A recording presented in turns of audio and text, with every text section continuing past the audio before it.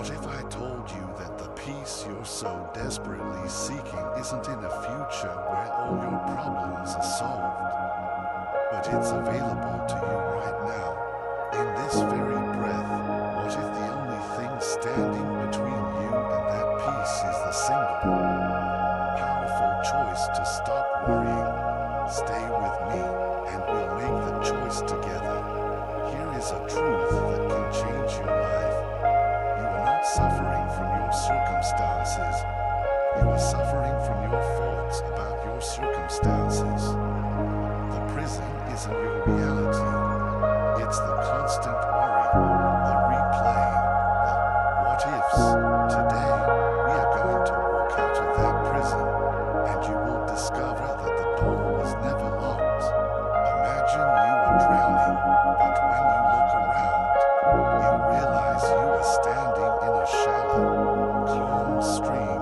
The water isn't over your head. Your head is under the water. You are not drowning in the moment. You are drowning in your own mind. Today, we learn the simple, profound act of standing up. Have you ever paused to notice that most of your suffering isn't caused by what is actually happening in your life, but by what you are constantly thinking about it? It's a relentless storm of what-ifs, a ghost from the past haunting your present, a shadow of the future stealing today's light.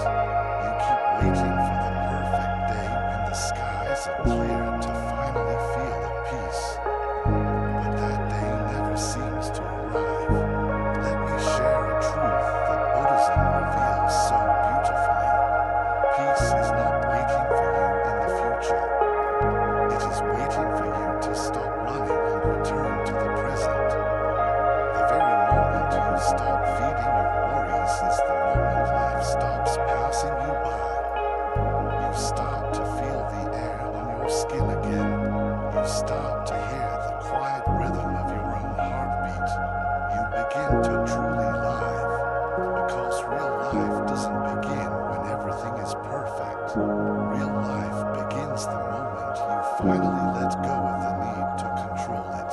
1. The present moment is the only place where life exists.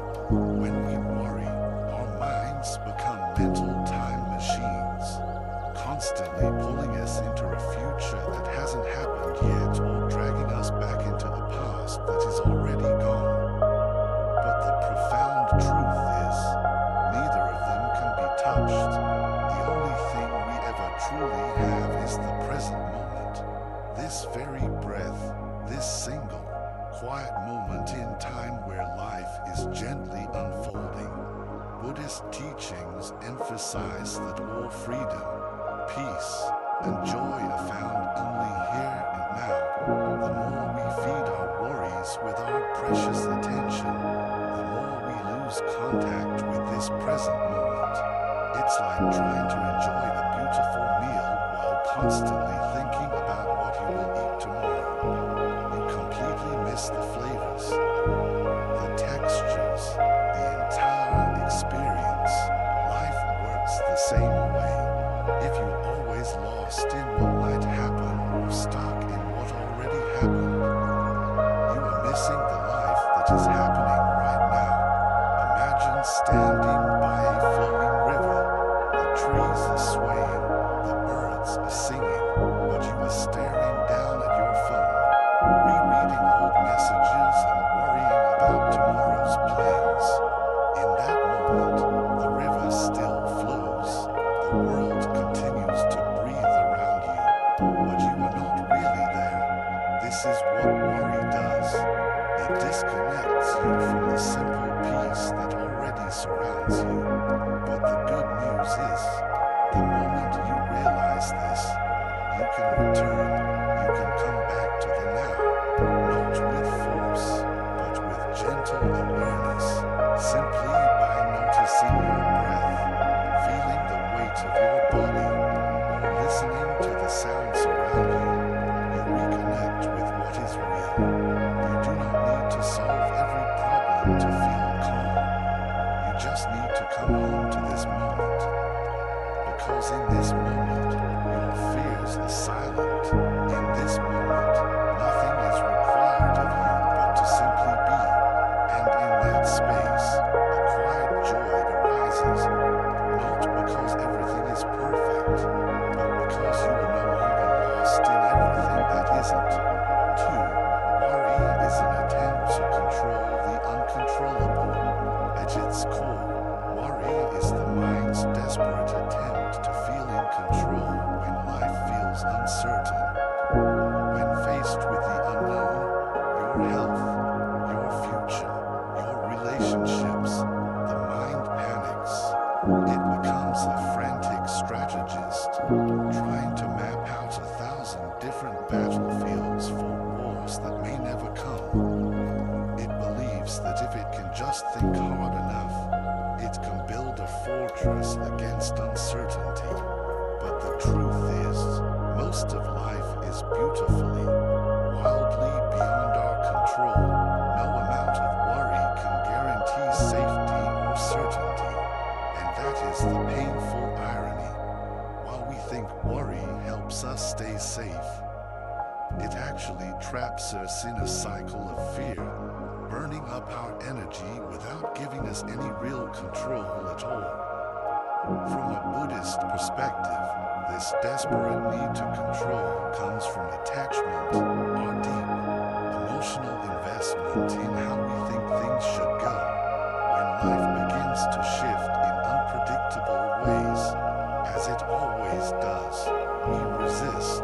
That resistance creates suffering. Freedom comes not from trying to force the river of life to flow our way, but from learning how to float with it.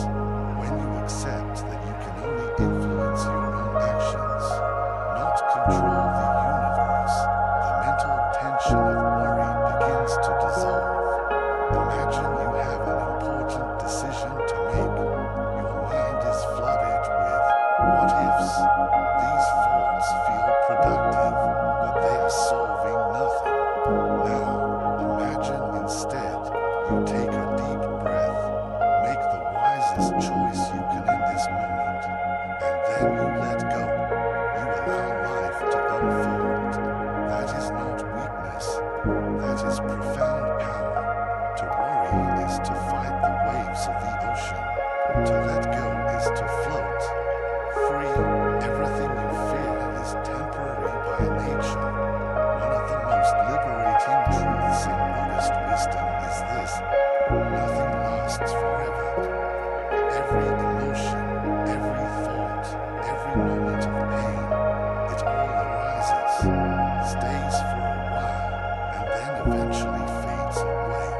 But in the grip of anxiety, the mind builds a prison around a single, fleeting moment and tells you, this is forever.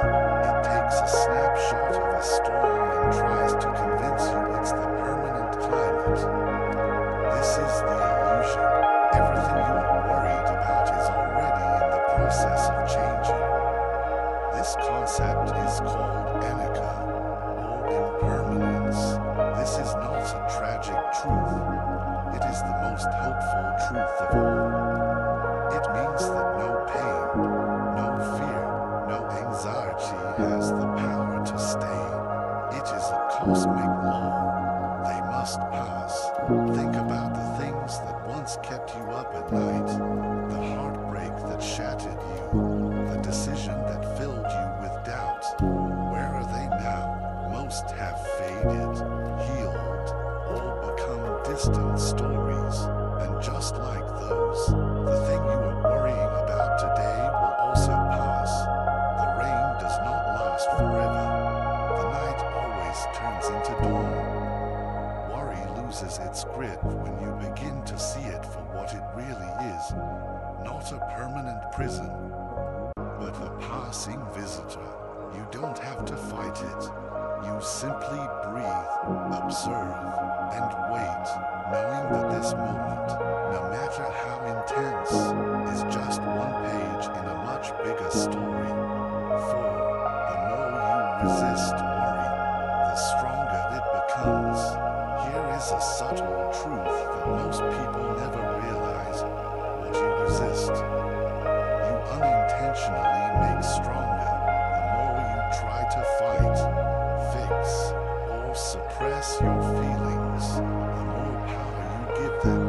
When you say to yourself, I need to stop worrying right now, you are not calming your mind, you are declaring war on it.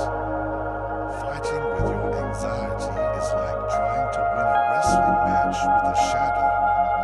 You exhaust yourself in the struggle, while the shadow, fed by your attention, only grows larger. The Buddhist path offers something radically different. Instead of fighting the fear, you observe it. Instead of rejecting the worry, you sit with it gently. This is the art of mindful awareness. It is treating your worried thoughts not as invaders to be repelled, but as lost children who are scared and seeking your attention.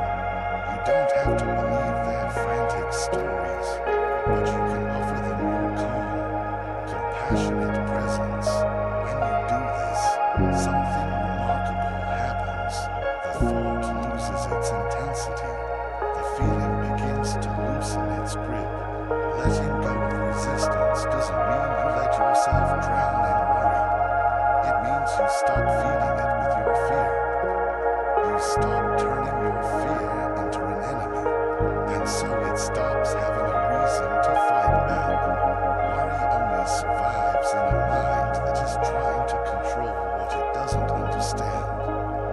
But when you let go of that control and replace it with awareness, trust, and compassion, you find that the storm inside you starts to quiet down, not because you silenced it, but because you no longer need it to. 5. Attachment is the real source of worry. When you begin to look deeply at the root of your constant worry, beyond the surface level fears and anxieties, you find that it is almost always tied to one powerful, primal force, attachment. It's not just the big things, like our attachment to people or success. It's the subtle attachments to our opinions, to our plans for the day, to how we think things should be. This concept of attachment is the master key that unlocks the entire puzzle of worry. So, what exactly is it, and how does it secretly fuel the anxieties that run our lives? That is where our deep dive continues. We left off by identifying the true root of our constant worry, attachment. But in the Buddhist sense, this word doesn't mean love or connection. It means something far more specific and subtle. It is the white-knuckled grip we place on people, outcomes, and identities, believing that we must have them to be okay. It is the silent, pervasive belief that I can only be happy if things go exactly the way I have imagined. And it is this very belief that plants the seeds of all our suffering. The Buddha taught that attachment is the root of all suffering. When it comes to worry, this could not be more true. You worry because you are attached to a specific outcome. I need this job to work out, or I will fall apart. You worry because you are attached to a person. What if they leave me? I can't live without them. You worry because you are attached to a version of yourself. What if I fail and no one respects me anymore? The more tightly you hold on to something, the more your peace depends on it, and the more fragile your inner world becomes.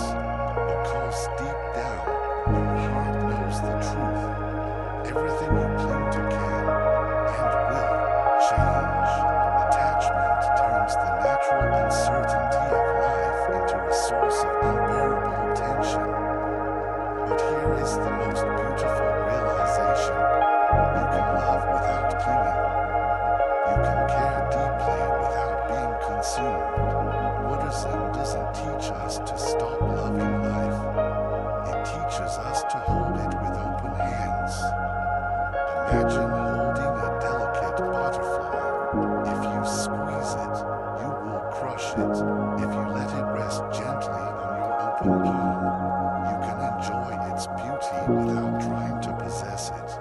Life, too, is meant to be experienced this way. Letting go of attachment doesn't mean giving up. It means shifting your identity from someone who needs specific conditions to be okay, to someone who is okay regardless of the conditions. It means realizing that your peace comes not from controlling what happens, but from how you relate to what happens. So, the next time you find yourself overwhelmed by worry, ask yourself gently, what am I afraid to lose? And then ask the deeper question, who would I be if I let go of this fear? The answer is always the same. You would be free. And in that freedom, there is no room for worry. There is only space for life to flow. 6. Peace is the practice, not a product of perfect circumstances. We have been sold a great myth. That peace is a prize you win at the finish line of life's struggles. I will feel peaceful once my problems are solved, once my future is certain, once my to-do list is complete. But this is an illusion. Life never stops changing. If you wait for the storm to pass before you find calm, you will spend your entire life waiting. In Buddhism, peace is not treated as a destination. It is treated as a discipline, a daily inner practice. It is a skill you cultivate in the middle of chaos. When you believe your peace depends on your external environment, you give away all your power. You become a victim of circumstances, pulled by every wave. But peace that is rooted in wisdom is different. It does not depend on conditions. It depends on your relationship with those conditions. It asks, can you stay centered even when the world shakes? Can you return to your breath when your thoughts spiral? Peace is the choice, made again and again, especially when it is hardest. Think of it like this. Peace is a garden. You don't just plant a seed and demand a flower. You show up every day.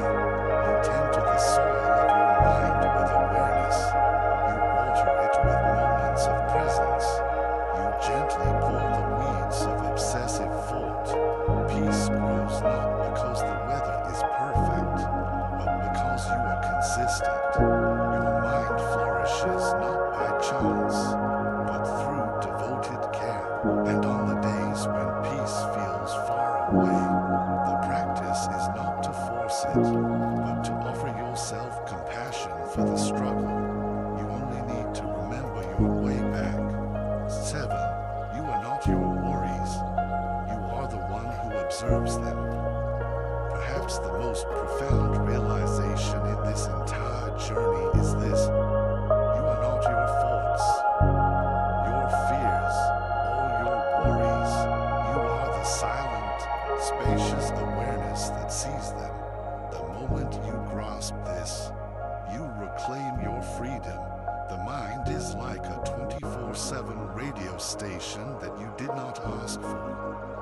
It plays all kinds of programs, the news of yesterday's regrets, the scary dramas of tomorrow's fears, and endless commercials trying to sell you the idea that you're not good enough. For most of our lives, we believe we are the radio. We identify with every panicked news report. The great liberation is realizing you are not the radio. You are the silent, spacious room in which the radio is playing. This is the practice of non-identification. Your thoughts are not personal truths. They are simply mental events, like clouds drifting across the sky. When worry appears, you don't need to fight it. You simply notice it. You can say to yourself, oh, there's that worry story again. In that between the thought and your belief in it. Your freedom is born. You don't need to chase every thought your mind creates. Just because a thought feels urgent does not mean it is true. This awareness isn't weak. It is deeply powerful. The more you practice observing your mind, the clearer you realize that you are never the fear, never the doubt, never the worry. You are the stillness beneath it all. You are the wide sky, not the passing storm.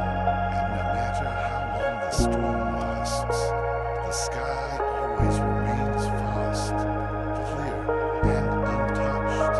That is your true nature. And so, we arrive at the heart of it all. The journey out of worry is a journey home. It is the realization that the present moment is your only true refuge.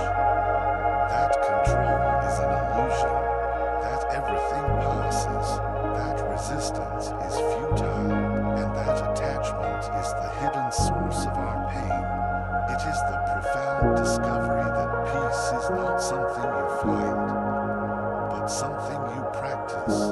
And most importantly, it is the liberating truth that you were never your worry. You were always the awareness behind it, patiently waiting for you to return. The Buddha never taught us to run from life. He taught us how to awaken within it. He taught that the end of suffering doesn't come from fixing the outside world, but from transforming how we meet our inner world. When you let go of worry, you do not become careless. You become clear. You begin to live with intention, not fear. Your journey with this practice is deeply personal. If you feel inspired, please share one insight from this video in the comments below that you will carry with you this week. Your wisdom might be the very thing someone else needs to hear today. If this message has brought you a moment of clarity or peace, please support our community by liking this video and subscribing. We explore these profound paths together every week, and we would be honored to continue the journey with you. Thank you for your time and your deep presence. Remember, every breath